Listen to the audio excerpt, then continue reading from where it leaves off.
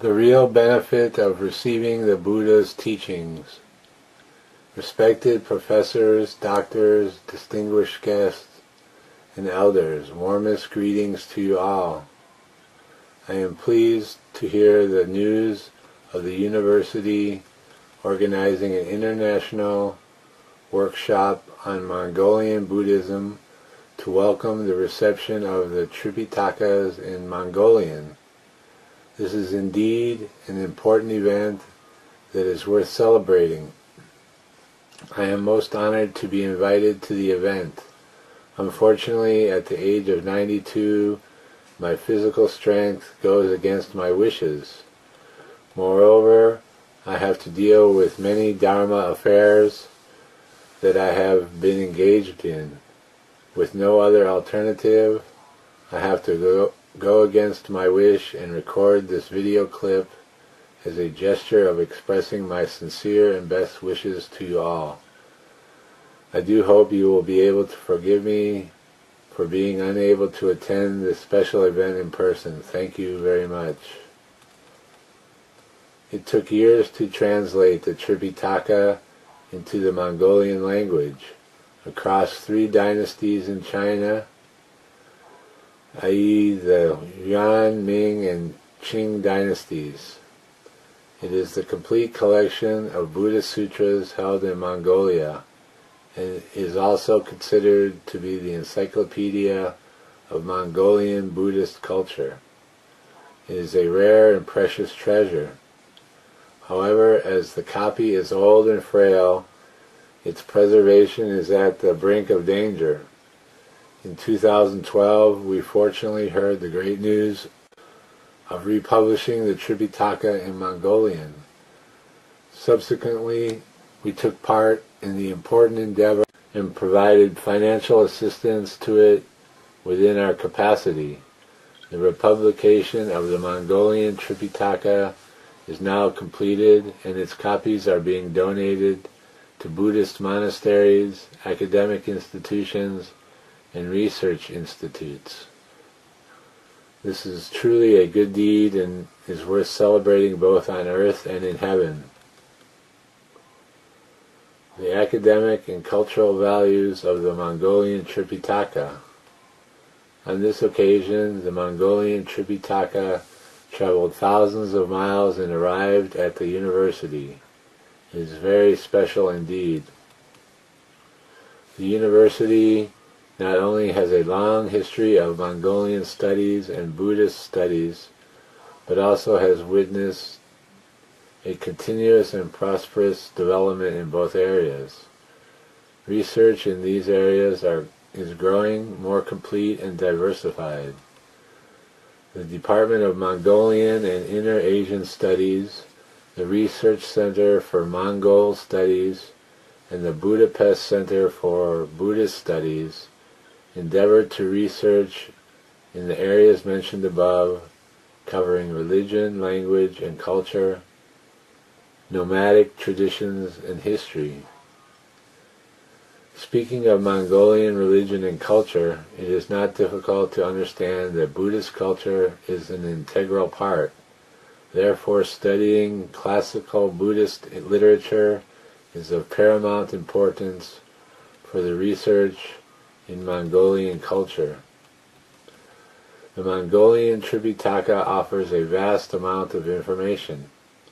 Apart from Buddhist sutras, texts on Buddhist precepts, and commentaries on Buddhist scriptures, it also covers areas such as philosophy, history, astrology, geography, medicine, architecture, and science and technology. In a word, its value is not only manifested in the scope of Buddhist philosophy, but also in culture and knowledge related to social and natural sciences. Moreover, the Mongolian Tripitaka also collects the essence of the Mongolian language. It provides important references for studies in Mongolian rhetoric and grammar, as well as the translation of Buddhist sutras. The chief editor of the Mongolian Tripitaka Professor Oyun Billig told us that it took 3 dynasties to complete the Mongolian Tripitaka, the Kanjur and Tanjur. Its ethical and regional characteristics are very prominent, and it demonstrates extremely high academic values. The former secretary of the International Association for Mongol Studies, Shibira, also holds that the recently published Mongolian Tripitaka is one of the most important international Mongol studies. So it is not only an important source for studying Buddhism, but also is indispensable for studying Mongolian and Asian cultures. The relationship between the Changkya, Kutuktu, and me, understanding the Buddha. The 7th Changkya Kutuktu of Inner Mongolia was my teacher. In Mongolia, the word Kutuktu means enlightened and free from birth and death. Throughout of his life, the Changkya was frugal, diligent in practicing Buddhism, and perfectly abided by Buddhist precepts.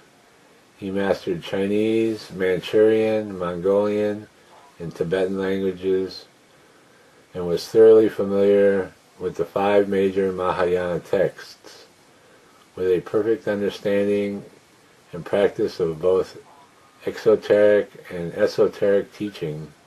He remained composed and poised at all times and in all places. The Changkya was the 2nd teacher who taught me Buddhism. I started learning Buddhism at the age of 26 and began with philosophy. My first teacher was the renowned Chinese philosopher Tom Fang. Mr. Fang told me that Buddhist philosophy is the summit of all philosophy in the world, and learning Buddhism is the highest enjoyment in one's life. What he said was very appealing to me, and I therefore started to study Buddhist scriptures carefully and regarded Buddhism as philosophy. Half a year later, I was fortunately introduced to the 7th Changkya. He enabled me to understand that philosophy is not what Buddhism is all about. It is only a part of it. The foundation of my practice of Buddhism was established under the guidance of the Changkya. He told me that Shakyamuni Buddha was the founder of Buddhism. To learn and practice Buddhism, we should first get to know Shakyamuni Buddha, so to avoid taking the wrong path or unnecessarily wasting time and effort. He also told me that the details about Shakyamuni Buddha are all recorded in the 2 books, The Life of Shakyamuni and the historical and geographical records of the Shakyamuni collected in the Tripitaka. After reading the 2 books, did I know that Shakyamuni Buddha was a human being and not a god? He was the prince of the kingdom of Kapilvastu in ancient India. In order to find solutions to the problems of birth, aging, illness, and death, he became a truth-seeking monk.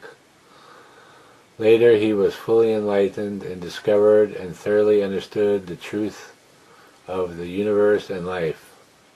Afterwards he started to give Dharma talks and spread the truth that he had discovered. Therefore Shakyamuni Buddha was in fact, in modern terms, a volunteer engaging in multicultural social education, and he was dedicated to education throughout his life. We can tell that Buddhism is education, the most perfect education that Shakyamuni Buddha provided for all beings. The purpose of the Buddha's education: breaking delusions, gaining enlightenment, leaving suffering and obtaining happiness.